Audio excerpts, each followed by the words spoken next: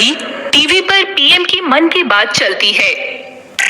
मेरे प्यारे देशवासियों, आज रात से बल्कि अभी से हम पबजी गेम समेत 118 चीनी ऐप्स पर रोक लगा रहे हैं। हिंदुस्तान में पबजी को बैन किया जाता है। यह सुनकर रोहित एकदम बौखला जाता है। पबजी बैन हो गया, अब मैं कैसे जीऊंगा? अब तो मर जाना ही बेहतर है। ये मेरे हाथ क्यों कांप रहे हैं? छुरी कहाँ है? छुरी कहाँ है? छुरी। रोहित सेब की प्लेट में रखी छुरी उठाता है और अपने हाथ की नस काटकर आत्महत्या करता है। यह हाल सिर्फ रोहित का ही नहीं था। पबजी बैन की खबर सुनकर देश के सैकड़ों नौजवानों की यही हालत हुई थी। किसी ने फांसी लगा ली तो कोई छत से कूद पड़ा। कहते हैं कि कोई आत्महत्या कर लेता है तो उसकी आत्मा को मुक्ति नहीं मिलती, वह बदले की आग में जलती हुई भटकती रहती है। इन लड़कों के साथ भी कुछ ऐसा ही हुआ। रात का समय था, शहर सुनसान था। तभी हाथ में बंदूकें, बम और गोले लेकर कुछ सिपाही सड़कों पर चलते दिखाई दिए। सड़कों पर चलते लोगों को लगा कि होगी कोई मिलिट्री की फौज, पर यह वह भूतिया फौज थी जो अब पबजी खेलने सड़क पर उतरी थी। एक दो अटैक! बंदूकें चलने लगती हैं, बम गिरने लगते हैं, गली मोहल्ले फटने लगते हैं। सड़कों पर चलती गाड़ियां और इंसान खेल की तरह भूतों का खिलौना बन जाते हैं। सिर्फ रास्तों का ही नहीं था, बल्कि अपने घरों में भी कोई सुरक्षित नहीं था। भूतिया फौज एक बिल्डिंग को घेर लेती है, हर घर, हर दरवाजे पर जाकर बम लगा देती है, घरों में घुसकर लोगों को छलनी करने लगती है। पुलिस आती है, बिल्डिंग को घेर लेती है। हमने तुम्हें चारों तरफ से घेर लिया है, हथियार डाल दो और सरेंडर कर दो। पुलिस को देखकर सारे भूत हंसने लगते हैं, आसमान में उड़ते उड़ते गोलियों की बरसात करते हैं। What? सर, अंधेरी में हमला हुआ है, हमें निकलना चाहिए। अभी तो यहाँ थे, अब अंधेरी। हम इंसान हैं और वो भूत।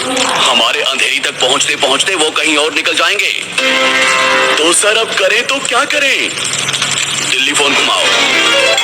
दिल्ली को शहर के हालात के बारे में पता चलता है तो दिल्ली भी कांप जाती है। सरकार पर विरोधियों का प्रेशर बढ़ जाता है। ये सरकार बस अपने मन की बातें करती रहती है।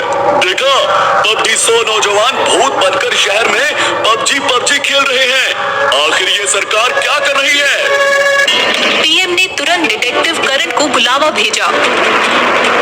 करण, शहर की हालत का अंदाजा आपको है। आपने ऐसे ढेरों केसेस निपटाए हैं। क्या मैं आपका टिकट बुक कर दूं?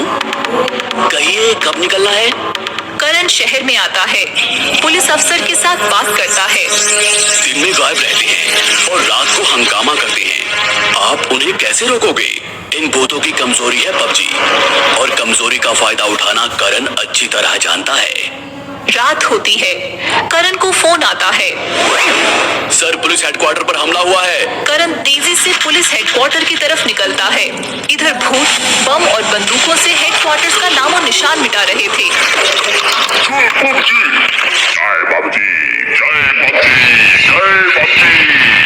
तभी वहां करण पहुंचता है।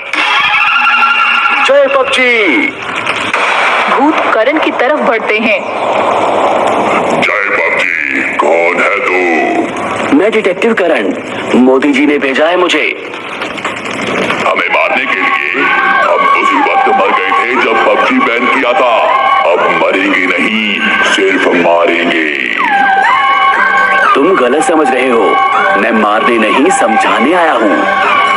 मतलब? देखो, पबजी हमारा नहीं, हमारे दुश्मन देश का गेम था। उसको बैन नहीं करते तो चीन की अर्थव्यवस्था मजबूत बनती और वो चीनी हम पर हमला करते। इससे हमें कुछ लेना देना नहीं है। पबजी पर से बैन हटाओ, हम सब चले जाएंगे। ये तो नहीं हो सकता, पर एक काम हो सकता है। क्या? पबजी जैसा ही एक हिंदुस्तानी गेम लॉन्च होने जा रहा है और हम चाहते हैं कि आप सभी भूतों को इस गेम में कैरेक्टर दिया जाए। और आप सबको हमेशा हमेशा के लिए अमर किया जाए। क्या आप इस हिंदुस्तानी गेम में इंस्टॉल होने के लिए तैयार हो?